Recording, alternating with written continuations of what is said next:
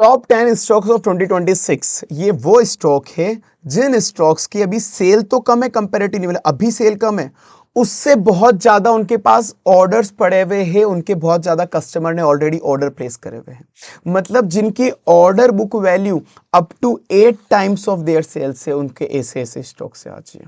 तो अगर आपने आज तक के जितने भी मल्टी बैगर्स देखे, तो मोस्टली जब भी कोई मल्टी बैगर एनालाइज करता है ना, तो मल्टी बैगर जो आपको बिल्कुल ही पैसों को डबल ट्रिपल कर दे, तो मोस्टली सब मल्टी बैगर्स में मोस्ट ऑफ द केसेस के अंदर ये एक ही कॉमन चीज होती है।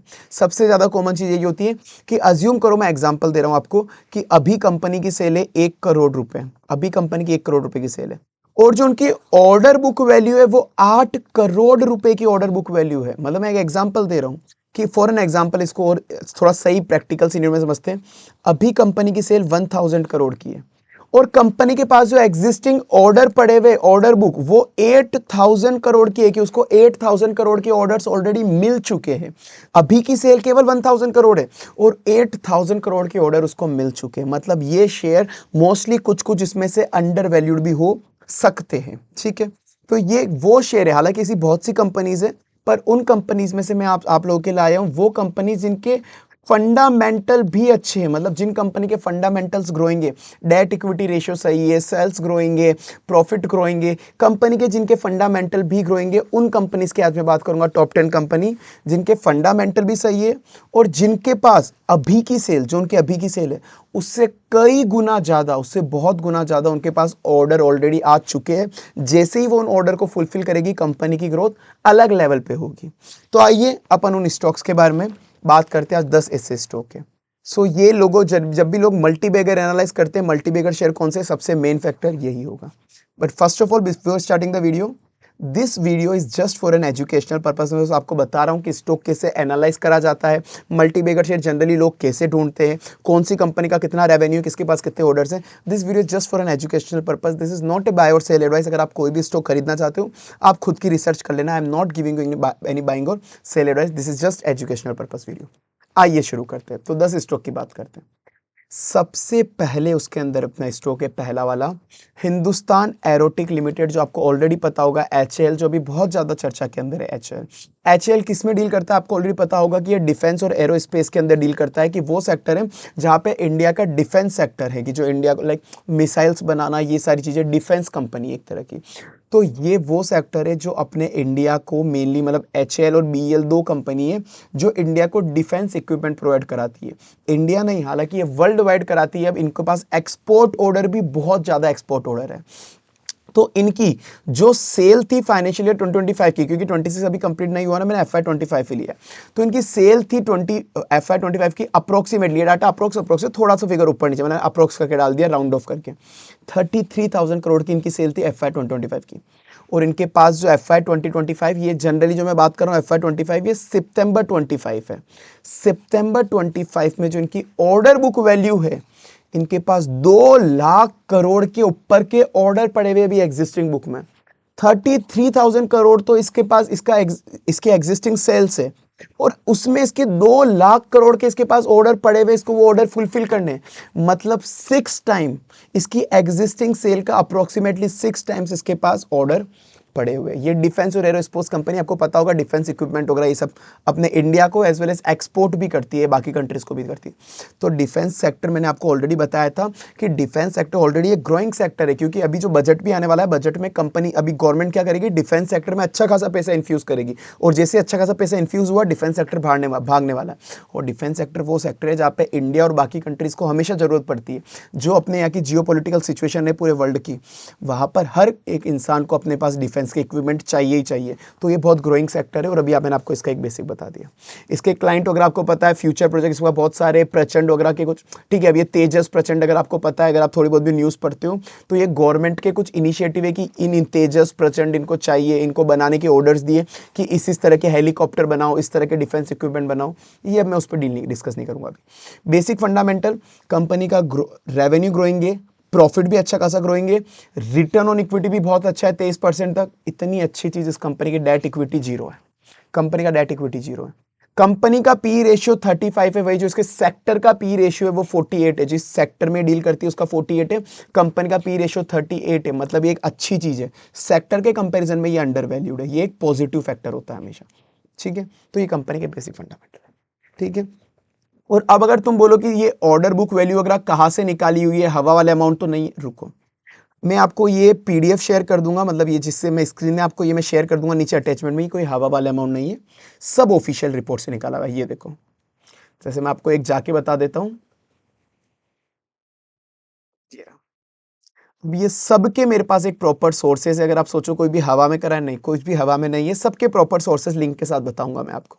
ठीक है, इवन एचएएल की वेबसाइट से भी मैं जाके बता दूंगा आपको कि एचएएल की वेबसाइट ने, एचएएल के मैनेजमेंट ने खुद ने बताया उनके पास कितने हैं।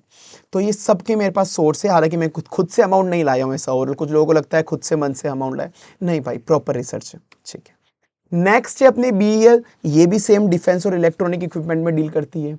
डिफेंस सेम, डिफेंस और इलेक्ट्रॉनिक, जो इलेक्ट्रॉनिक्स में आप इसका मान लो डिफेंस इलेक्ट्रॉनिक्स, डिफेंस इलेक्ट्रॉनिक्स में इसकी एक मोनोपोली टाइप आप मान लो कि जो डिफेंस इक्विपमेंट में अलग तरह की चिप लगती है, अलग अलग तरह के रेडिएटर लगते हैं, मतलब जो चिप वगैरह की डिफेंस इक्विपमेंट को कंट्रोल कैसे करेंगे, सिंपल चीज़ है ना, इलेक्ट्रॉनिक आइटम चाहिए। तो एक मान लो कि बीईएल की मोनोपोली इस चीज़ के अंदर अभी एट प्रेजेंट इंडिया के अंदर। तो सेल वैल्यू जिसकी 24,000 है 25 के अंदर, वही इसके पास सितंबर 25 में 74,000 तक के ऑर्डर पड़े, 3 गुना तो इसके पास ऑर्डर पड़े गए। तो ये जो नेवल सिस्टम जो भी होता है, रेडार होता है, मतलब रेडार नेवल सिस्टम ये सब आपको पता होगा, मिसाइल सिस्टम की मिसाइल ऑपरेट कैसे करनी है, तो इसको इलेक्ट्रॉनिक कौन दे रहा है, ये बीईएल दे रहा है पूरे डिफेंस को। और डिफेंस सेक्टर बहुत ग्रोइंग है एट प्रेजेंट, इसका आरओई भी 26% है, बहुत अच्छा है। Debt equity debt free company, on and approx debt free company है ये भी और ये भी। हालांकि इसका पी रेशियो सेक्टर से थोड़ा सा ज्यादा है, बहुत ज्यादा नहीं पर हाँ ज्यादा तो है। देखो इसका पी रेशियो 53 है, सेक्टर का पी रेशियो 48 है, तो ये कंपेरेटिवली थोड़ा सा तो ज्यादा है, पर हाँ ये क्योंकि मोनोपोली टाइप है तो अपने आप को जस्टिफाई कर सकते हैं। अब इसका भी मैं एक बार तुमको एक आधा और बता देता हूँ रेफरेंस चला के कि भाई मैं मेरे मन से कुछ भी नहीं लाया हूँ फिगर, ये बीईएल की खुद की ऑफिशियल वेबसाइट है, बीईएल की ऑफिशियल वेबसाइट में सब इसने लिखा हुआ है यहाँ पे, अब जैसे तुमको ये रहा total order book value 76,000 something, और बाकी हर एक डेट के इन्होंने ऑर्डर बुक वैल्यू बताए हुए हैं। ये 1 अप्रैल 2025 के, इसके अलावा सितंबर 2025 के भी इन्होंने कहीं ना कहीं बताए हुए, मतलब ये सब इसी पे। तो मैं आपको लिंक दे दूंगा, आप चाहो तो पढ़ सकते हो। ठीक है ना, ये सब मैं आपको लिंक प्रोवाइड करा दूंगा। ठीक है, अब उसके बाद आ गया हूँ नेक्स्ट कंपनी पे, that is garden rich ship builder engineering. ये थर्ड कंपनी है, ये भी डिफेंस शिप बिल्डिंग में है, जो नेवी है, इंडिया की नेवी, इंडिया की नेवी को ये शिप बनाने में मदद करती है, जो लड़ने के लिए शिप्स चाहिए होते हैं ये उसके लिए है। ठीक है, जहां कंपनी का FY25 के अंदर 5,000 करोड़ समथिंग का आपका रेवेन्यू था, वही इसके पास ऑर्डर बुक वैल्यू पड़ी है 22,000 की इसके पास पड़ी, मतलब 4 गुना, 4 टाइम्स इसके पास ऑर्डर ऑलरेडी ज्यादा पड़े हुए। रिटर्न ऑन इक्विटी अच्छा है, डेट टू इक्विटी मतलब कंपनी का बहुत कम डेट है, 0.01% डेट है, 0.01 डेट है, sorry debt to equity. P ratio भी कंपनी का अच्छा है, इसका पी रेशियो 41 है, वही जो इंडस्ट्री का पी रेशियो 51 है, वो 51 है। पर एक चीज अभी बहुत अच्छी चीज है इस कंपनी के अंदर, लास्ट 6 महीने से इसका शेयर गिरता जा रहा है, डिक्रीज हो रहा है। लास्ट 6 मंथ से आप देखोगे तो लास्ट 6 मंथ से इसका शेयर गिर रहा है। क्यों, कोई स्पेसिफिक रीजन नहीं है, क्योंकि इसने पहले क्या करा था, पहले बहुत अच्छा गेन दिया था, बहुत अच्छा। सिंपल सी चीज़ है, जब भी आपको ज़्यादा गेन मिलता है तो आप लोग प्रॉफिट बुकिंग शुरू कर देते हो, मेनली जो ट्रेडर होते हैं, ट्रेडर को पता पड़ गया ये बहुत ऊपर पहुंच गया इसका चार्ट और मूविंग एवरेज, वो बेचना शुरू कर देते हैं। लोगों ने अपना प्रॉफिट बुकिंग शुरू कर दिया, इस वजह से इसको बस शेयर अभी गिर रहा है लास्ट 6 महीने में। तो ये शायद अच्छी बाइंग अपॉर्चुनिटी हो सकती है, पर तुम लोग एनालाइज कर लेना। This video is just for an educational purpose, I am not giving you any buy or sell advice, मैं बस एजुकेशन पर्पज से बता रहा हूँ। कुछ भी आपको लेना हो खुद से एनालाइज कर लेना। इवन इसके बहुत सारे ब्रोकर है, बहुत सारे ब्रोकर ने, एक एंटीक नाम का ब्रोकर है कि एंटीक, उस एंटीक ने भी इसको बाय रेटिंग दी है कि बहुत सारे ब्रोकर ने कि आप इसको बाय कर सकते हो, आप पढ़ोगे आपको पता पड़ेगा। फिर अगला शेयर है मैजागडॉन डॉक शिप बिल्डर लिमिटेड। अब ये मैजागडॉन शिप बिल्डर लिमिटेड का क्या काम है, सेम डिफेंस की शिप बिल्डिंग बनाती है, इंडियन नेवी के लिए सबमरीन्स बनाती है, ये भी सेम। 12,000 करोड़ इसका एग्जिस्टिंग टर्नओवर है, वही सितंबर 25 में जो इसकी ऑर्डर बुक वैल्यू 29,000 करोड़ है, मतलब 2.5x के इसके पास ऑर्डर ऑलरेडी पड़े हुए हैं। रिटर्न ऑन इक्विटी कंपनी का बहुत अच्छा है, डेट टू इक्विटी बहुत अच्छा है, अप्रोक्सीमेटली 0 डेट इसके पास। पी रेशियो बहुत अच्छा है कि 43 वर्सेस 51 की, जब इंडस्ट्री का पी रेशियो 51 है, इसका पी रेशियो 43 है, पी रेशियो इसका भी अच्छा है कंपनी का। मैं पर एक चीज इसके अंदर ध्यान रखना, इसके अंदर लास्ट 6 महीने के अंदर इसके शेयर की प्राइस गिरी है। इसका रीजन क्या था, सेम रीजन, लोगों ने प्रॉफिट बुकिंग शुरू करी है, क्योंकि इसने अच्छा खासा सेल दी थी, अच्छी खासी गेन दिया था। कंपनी का जो ईयर वाइज रेवेन्यू और प्रॉफिट है वो भी ग्रोइंग है, ईयर वाइज रेवेन्यू भी बढ़ रहा है, ईयर वाइज प्रॉफिट भी बढ़ रहा है। पर जो क्वार्टर फोर था ना 2025 का, भी जो लास्ट क्वार्टर गया Q4 ऑफ 2025, उसके अंदर उसकी थोड़ी सी परफॉर्मेंस कम थी। क्वार्टर वाइज उसका 10-12% थोड़ा, मेरे को अभी एग्जैक्ट अमाउंट याद नहीं है, पर 10-15% उसका रेवेन्यू थोड़ा सा कम हुआ था और प्रॉफिट थोड़ा सा कम हुआ था क्वार्टर वाइज। अगर ईयर वाइज देखोगे, ईयर वाइज रेवेन्यू ग्रोएंगे, सब ग्रोएंगे, प्रॉफिट ग्रोएंगे, पर क्वार्टर वाइज इसका थोड़ा सा रेवेन्यू कम हुआ था, इस वजह से भी लोगों के सेंटिमेंट थे। पर हालांकि जब तो भी FY26 मतलब जो भी नया रिसेंट Q2 है ना फाइनेंशियल ईयर 26 का, तो रिसेंट वाले क्वार्टर ने कंपनी ने वापस से रिकवरी कर ली और वापस से अच्छी वाली ग्रोथ दी है, तो मतलब वापस से उसके फाइनेंशियल अच्छे हो चुके हैं, तो ये भी एक अच्छी चीज़ है। फिर उसके बाद अगर आप देखोगे तो रेल विकास RVNL, मुझे बताने की जरूरत नहीं है, RVNL रेल विकास निगम लिमिटेड जो रेलवे के इंफ्रास्ट्रक्चर बनाती है, अब इसके मुझे बताने की जरूरत ही नहीं, रेलवे इंफ्रास्ट्रक्चर। अगर आप देखोगे तो अपना जो इंडिया जिस डेस्परेट से काम कर रहा है ना रेलवे के लिए, इतने सारे तो वो वंदे भारत ट्रेन चलाने की बात कर रहे हैं, रेलवे इंफ्रास्ट्रक्चर बढ़ा रहे हैं, नई नई तरह की ट्रेन ला रहे हैं, वो अलग अलग तरह की अलग अलग ट्रेन की टेक्नोलॉजी वाली बातें आ रही है, तो रेलवे के अंदर इंडिया गवर्नमेंट बहुत ज़्यादा पैसा लगाने वाली है, तो ये RVNL को ऑर्डर अच्छे खासे मिलने वाले रेलवेज के लिए, तो ये एक अच्छी चीज़ है। जहां कंपनी का एग्जिस्टिंग रेवेन्यू 19,000 का है, उसके पास ऑलरेडी ऑर्डर पड़े हुए 90,000 के, उसको गवर्नमेंट से ऑलरेडी 90,000 के ऑर्डर्स मिल चुके हैं, 90,000 करोड़ ये है। तो मतलब 4 से 5 टाइम्स तो इसके पास ऑलरेडी ऑर्डर्स पड़े हुए हैं, तो इसकी सेल और रेवेन्यू अलग लेवल, मतलब रेवेन्यू प्रॉफिट अलग लेवल पे भागने वाला है।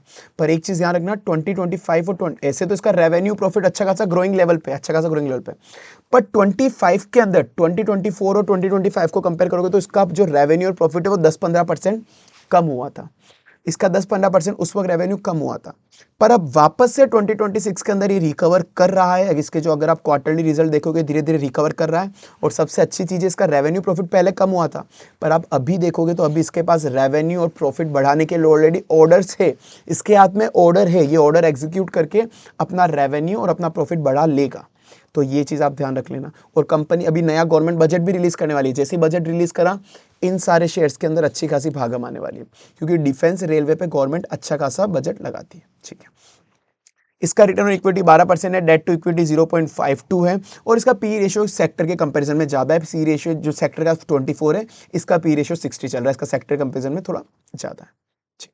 तो यहां तक अपने 5 शेयर कंप्लीट हो चुके हैं, अब रिमेनिंग 5 शेयर और बचे हैं, तो वो 5 शेयर की बात करने के पहले अगर आपको वीडियो अच्छी लगी तो याद रख के प्लीज़ लाइक कर देना, और चैनल याद रख के सब्सक्राइब कर देना, और बेल आइकन नोटिफिकेशन भी प्रेस कर देना सब्सक्राइब करने के बाद, क्योंकि अगर आपने बेल आइकन नोटिफिकेशन प्रेस नहीं कराना वो, तो आपको वीडियो के नोटिफिकेशन नहीं मिलेंगे। और मैं जो भी शेयर मार्केट फाइनेंस की वीडियो लाता हूँ, अगर आपको नोटिफिकेशन लेट मिला तब तक तो पूरा शेयर मार्केट बदल चुका होगा, सब कुछ ही चीज़ें चेंज हो चुकी होगी, तो वो आपको इमीडिएट अपडेट चाहिए होते हैं हमेशा, तो इसीलिए बेल आइकन नोटिफिकेशन प्रेस करके लेना और सब्सक्राइब कर देना, वीडियो भी लाइक कर देना।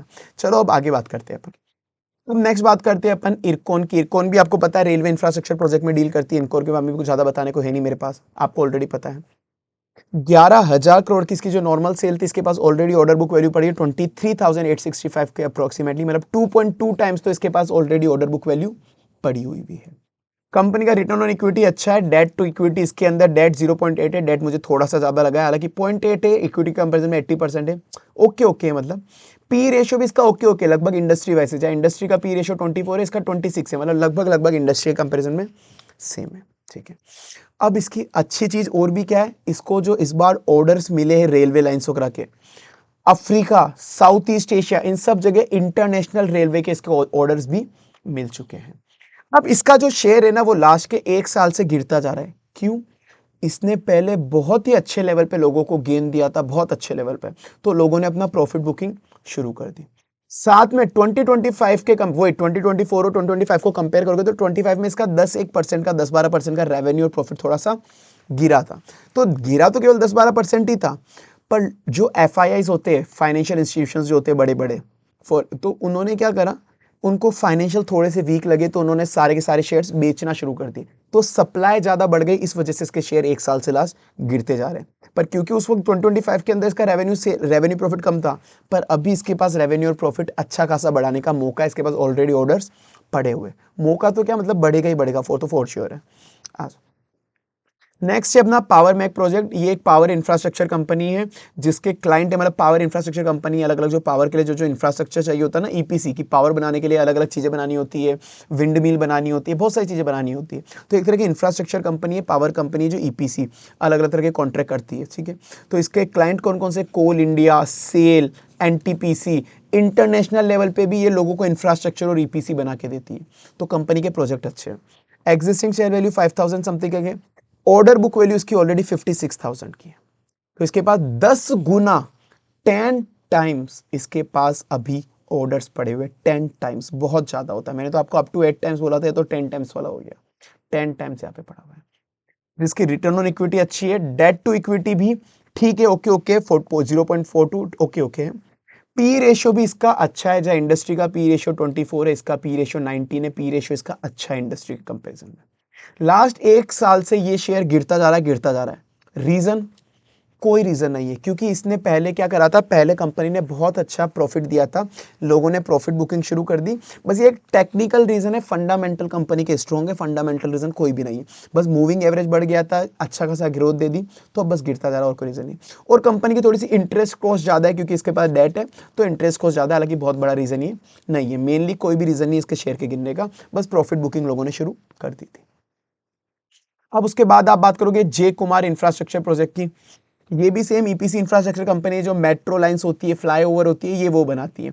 मेनली आपको पता होगा ये मुंबई के एमएमआरडीए, एनएचएआई जो हाईवे बनाता है, फ्लाईओवर्स बनाते हैं, तो हाईवे रोड वगैरह ये सारे काम मैक्सिमम बहुत बड़े बड़े लेवल पे करता है, जे कुमार इंफ्रा प्रोजेक्ट करता है। ये मेट्रो, फ्लाईओवर्स ये वाले काम करता है। इसकी सेल वैल्यू 5000 करोड़ की है। ऑर्डर इसके पास पड़े 20,000 करोड़ के, मतलब ऑन एंड अप्रोक्स 3 से 4 टाइम्स इसके पास ऑर्डर बुक वैल्यू पड़ी। रिटर्न ऑन इक्विटी अच्छा है, डेट भी कंपनी के पास कोई ज्यादा नहीं है। पी रेशियो भी बहुत अच्छा है, इंडस्ट्री का पी रेशियो 24 है, इसका पी रेशियो 10 है, बहुत अच्छा है, पी रेशियो भी अच्छा है। साथ में लास्ट 1 साल से इसकी शेयर की प्राइस गिरती जा रही है। रीजन, सेम रीजन, कोई बहुत बड़ा रीजन नहीं है, लोगों ने प्रॉफिट बुकिंग शुरू करा है। और एक बस एक क्वार्टर, ईयर वाइज आप देखोगे तो ईयर वाइज तो कंपनी का प्रॉफिट बहुत ग्रोइंग है, ईयर वाइज कंपनी का रेवेन्यू भी बहुत ग्रोइंग है। बस एक क्वार्टर सितंबर 25 में, क्वार्टर वाइज आप देखोगे, क्वार्टर को कंपैरिजन करके, तो सितंबर 25 में इसका रेवेन्यू थोड़ा सा कम हुआ था, 10-1% का। रीजन कंपनी ने बता दिया था, क्योंकि मानसून था, तो मानसून की वजह से वो बारिश में इंफ्रास्ट्रक्चर प्रोजेक्ट को लगा नहीं पा रहे थे, बारिश थी तो बारिश में वो काम नहीं कर पाए, बस वो रीजन था। बाकी इनके पास ऑर्डर पड़े, इन्होंने वापस से काम शुरू कर दिया बस। तो बाकी ऐसा कोई भी रीजन नहीं था, कंपनी के फाइनेंशियल फंडामेंटल सब कुछ अच्छे हैं, सब कुछ अच्छे, लोगों ने बस प्रॉफिट बुकिंग शुरू कर दी। बस एक चीज ध्यान रखना, इसके 50% प्रमोटर के शेयर प्लेज है, लोन लेने के लिए 50% प्रमोटर्स ने अपने शेयर प्लेज रखे हुए। तो ये चीज आपको एक कंसीडर करनी पड़ेगी अगर आप लेने का सोच रहे हो तो। वैसे तो आप पूरा एनालाइज करना, मैं केवल एजुकेशन पर्पज से बता रहा हूं, पर एक ये चीज आपको ध्यान रखनी पड़ेगी, ठीक है। एल मुझे कुछ नाम से ही आपको बताने की जरूरत नहीं है कि एल क्या कंपनी है। इंजीनियरिंग, ईपीसी और इंफ्रास्ट्रक्चर कंपनी आपको ऑलरेडी पता है, जो ग्लोबल कंपनी है, पूरे वर्ल्ड वाइड इसके प्रोजेक्ट चलते हैं। अफ्रीका के अंदर, दुबई के अंदर वर्ल्ड वाइड इंफ्रास्ट्रक्चर प्रोजेक्ट चलते हैं। कंपनी ऑलरेडी बहुत बड़ी कंपनी है, आप देखोगे 2.5 लाख करोड़, 2.5 लाख करोड़ का इसका एग्जिस्टिंग रेवेन्यू है, 5.6 लाख करोड़ के इसके पास ऑर्डर है, जो ऑलरेडी 2.2 टाइम्स, ऑलरेडी इतने सारे तो ऑर्डर इसके पास पड़े। इसका मतलब बहुत बड़ी कंपनी, इसके बारे में कुछ कहने के लिए नहीं है मेरे पास। ग्लोबल, इसके पास ग्लोबल मतलब प्रोजेक्ट रहते हैं, मैंने आपको बोला था। रिटर्न ऑन इक्विटी अच्छा है, डेट कंपनी का ज़्यादा है, पर डेट क्यों ज़्यादा है, इतनी बड़े लेवल पे जब इंफ्रास्ट्रक्चर कंपनी चलती है तो उसको पैसा चाहिए होता है, तो इसका डेट ज़्यादा है, ऐसा मैं मानूंगा। पर इतनी बड़े लेवल पर इंफ्रास्ट्रक्चर कंपनी है, तो इंफ्रास्ट्रक्चर कंपनी को डेट की रिक्वायरमेंट होती है। पी रेशियो भी थोड़ा सा ज़्यादा है, ज़्यादा नहीं, जहाँ सेक्टर का पी रेशियो 24 है, इसका 28 है, ज़्यादा भी ज़्यादा नहीं है, पर हाँ बड़ी कंपनी है तो ठीक है, चलेगा इतना। उसके बाद लास्ट अपन बात करते हैं एनबीसीसी की। एनबीसीसी भी एक इंफ्रास्ट्रक्चर रियल एस्टेट कंपनी है, जिसकी एग्जिस्टिंग सेल है 12,000 की। इसके पास ऑर्डर पड़े 1 लाख करोड़ रुपए के, 1 लाख करोड़ के, 8 टाइम्स तो इसके पास ऑर्डर पड़े। रिटर्न ऑन इक्विटी अच्छा है, डेट फ्री कंपनी है, कोई डेट नहीं है। पी रेशियो में इसकी दिक्कत है, इसका पी रेशियो 47 है वर्सेस इंडस्ट्री का पी रेशियो 41। इसका पी रेशियो 47 है, इंडस्ट्री का पी रेशियो 41 है। पी रेशियो थोड़ा सा ज्यादा है, बहुत ज्यादा नहीं है। कंपनी के पास बहुत सारे इंफ्रास्ट्रक्चर गवर्नमेंट पोर्टफोलियो, मतलब इसको गवर्नमेंट ऑर्डर देती है इंफ्रास्ट्रक्चर बनाने के लिए, तो इसका कंपेरेटिवली अच्छा है। लास्ट 1 साल से शेयर इसका लगभग, सॉरी लास्ट 1 वीक में इसका 10% शेयर गिरा है, लास्ट 1 वीक के अंदर। क्यों गिरा है लास्ट 1 वीक के अंदर इसका शेयर? कंपनी का प्रॉफिट भी बढ़ा है, कंपनी का रेवेन्यू भी बढ़ा है, पर इसका जो प्रॉफिट मार्जिन है ना, प्रॉफिट मार्जिन कम होकर 3.5% रह गया है। कंपनी का लास्ट क्वार्टर से इस क्वार्टर में अच्छा खासा प्रॉफिट भी बढ़ा है, रेवेन्यू भी बढ़ा है, पर जो प्रॉफिट का मार्जिन होता है वो कम होकर 3.5% रह गया है। इसीलिए इसका बस शेयर का बस लास्ट एक वीक से 10% इसका शेयर का प्राइस गिर गया लास्ट एक वीक के अंदर। तो ये आप देख लेना, अगर आपके लिए कोई अपॉर्चुनिटी हो तो आप खुद से एनालाइज कर लेना, ठीक है। तो अगर वीडियो अच्छी लगी है तो याद रख के लाइक कर देना, और साथ में चैनल याद रख के सब्सक्राइब करके बेल आइकन नोटिफिकेशन प्रेस कर देना। ऐसी वीडियो फाइनेंस डेटा आपके भी आती रहेगी। कुछ भी डाउट आप कमेंट सेक्शन में पूछ सकते हो। बाकी वीडियो लाइक कर देना और चैनल याद रख के सब्सक्राइब कर देना। मिलते हैं अपन अगली वीडियो में।